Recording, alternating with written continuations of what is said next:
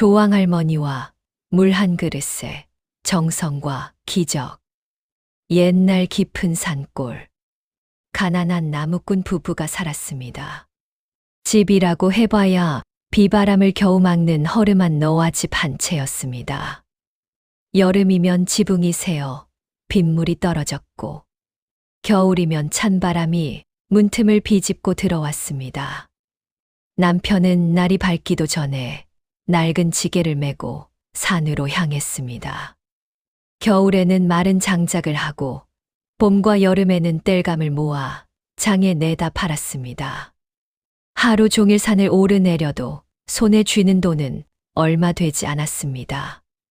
아내는 새벽닭이 울기도 전에 눈을 떴습니다. 마당을 쓸고 아궁이에 재를 치우고 부엌을 말끔히 닦은 뒤 가장 먼저 우물가로 향했습니다. 새벽 공기는 차갑고 우물물은 손끝이 얼만큼 시렸지만 아내는 단 한 번도 이 일을 걸은 적이 없었습니다. 맑은 우물물을 정성껏 길어 깨끗한 사발에 담고 두 손으로 받쳐 부엌으로 돌아왔습니다. 그리고 아궁이 위에 조용히 사발을 올려놓고 무릎을 꿇었습니다. 조왕할머니, 오늘도 우리 집 불씨가 꺼지지 않게 살펴주세요. 아내의 기도는 언제나 같았습니다. 큰 부자가 되게 해달라는 말도 없었고, 좋은 옷을 달라는 소원도 없었습니다. 가족 모두 무사하게 해주시고, 이 부엌의 불이 오래도록 이어지게만 해주세요. 그것이면 충분했습니다. 어릴 적 친정어머니는 늘 말씀하셨습니다. 집안에 불이 살아있어야 사람 사는 온기도 살아있는 법이다. 부엌은 단순히 밥을 짓는 곳이 아니라 가족의 마음이 모이는 자리란다. 그 말을 마음 깊이 새긴 아내는 가난해도 부엌만큼은 늘 깨끗하게 정돈했습니다.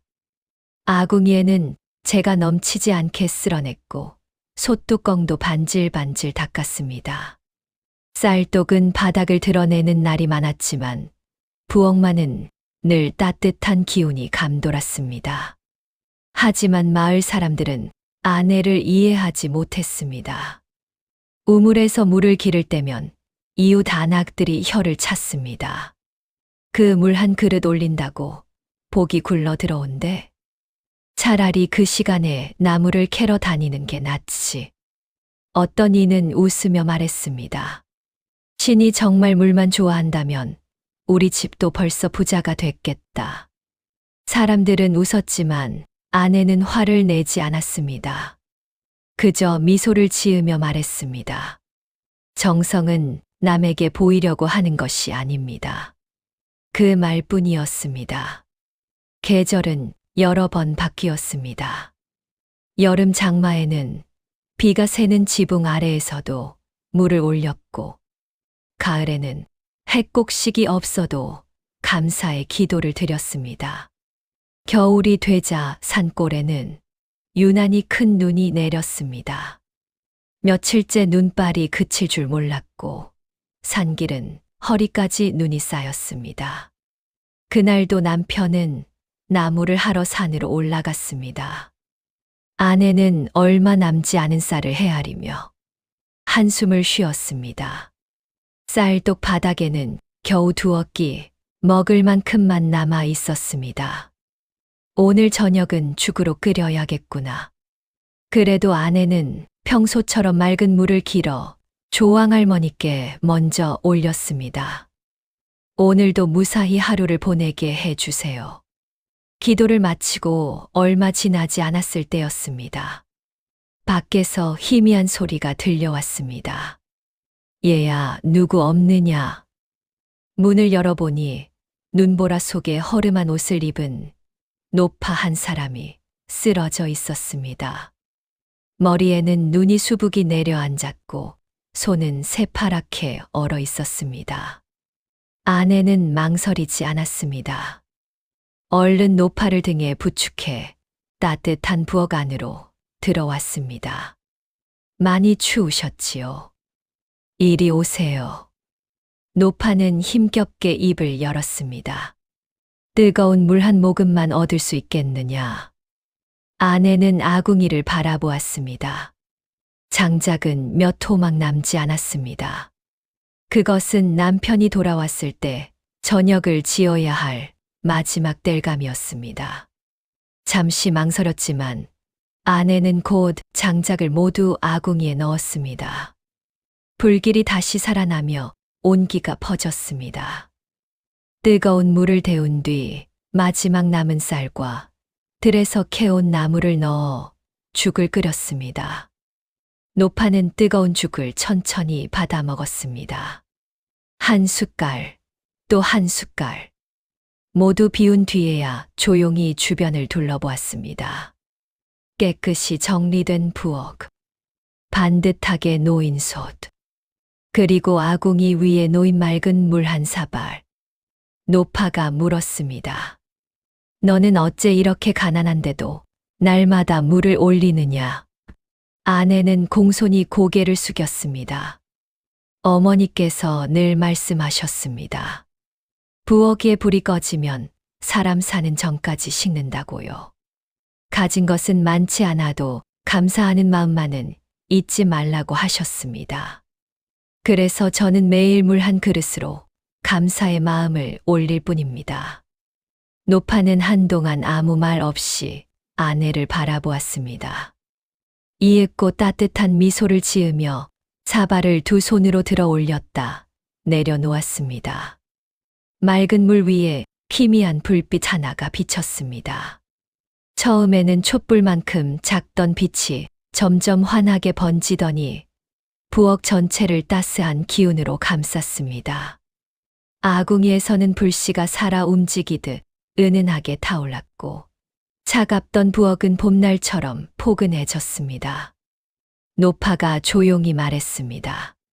정성이 깃든 집은 하늘도 외면하지 않는 법이다. 복은 많은 재물보다 정성과 따뜻한 마음을 따라 머무른단다. 말을 마친 노파는 천천히 문 밖으로 걸어 나갔습니다. 아내가 급히 따라 나갔지만 눈 덮인 마당에는 발자국조차 남아 있지 않았습니다. 마치 처음부터 아무도 오지 않았던 것처럼 말입니다. 다음 날부터 신기한 일이 이어졌습니다. 늘 금세 꺼지던 아궁이의 불은 조금의 장작만 넣어도 오래도록 따뜻하게 살아 있었습니다. 남편은 산에서 귀한 약초를 우연히 발견했고 나무도 내다 팔 때마다 좋은 값을 받았습니다. 산짐승이 길을 안내하듯 약초가 있는 곳으로 이끌어주는 날도 있었습니다. 쌀떡은 이상하게도 완전히 비는 날이 없었습니다. 조금 남은 줄 알았던 곡식이 며칠씩 이어졌고 어려울 때마다 이웃이 감사의 뜻으로 곡식을 나누어 주기도 했습니다. 무엇보다 신기했던 것은 가족들이 큰 병을 앓지 않았다는 것이었습니다. 남편은 산에서 여러 번 위험한 일을 겪을 뻔했지만 늘 무사히 돌아왔고 집안에는 웃음소리가 늘어났습니다. 이 모습을 지켜보던 마을 사람들도 하나둘 생각이 달라졌습니다. 저 집 좀 봐. 점점 형편이 나아져서 집도 좋아지고 있잖아. 신기하게도 늘 따뜻한 기운까지 도는 것 같더라. 그러던 어느 날 마을의 가장 연로한 노인이 조용히 입을 열었습니다. 그 눈 내리던 밤에 찾아온 그 노파. 혹시 부엌을 지킨다는 조왕신, 조왕할머니가 아니었을까? 사람들은 서로 얼굴을 바라보았습니다. 그제야 모두가 아내의 정성을 떠올렸습니다. 그날 이후 마을 사람들은 부엌을 함부로 어지르지 않았습니다. 새벽이면 우물에서 가장 맑은 물을 길어 깨끗한 사발에 담아 아궁이 앞에 올렸습니다. 많은 재물을 차리지도 않았고 화려한 의식을 치르지도 않았습니다. 그저 가족의 건강과 집안의 평안을 바라는 마음을 담아 조용히 두 손을 모았습니다. 예로부터 사람들은 이렇게 전했습니다. 조왕씨는 많은 재물을 바라지 않는다. 정성으로 올린 맑은 물 한 그릇이면 집의 불씨와 복을 오래도록 지켜준다고 했습니다. 조왕할머니와 물 한 그릇의 정성과 기적에 관한 이야기였습니다. 구독과 좋아요는 큰 힘이 됩니다. 감사합니다.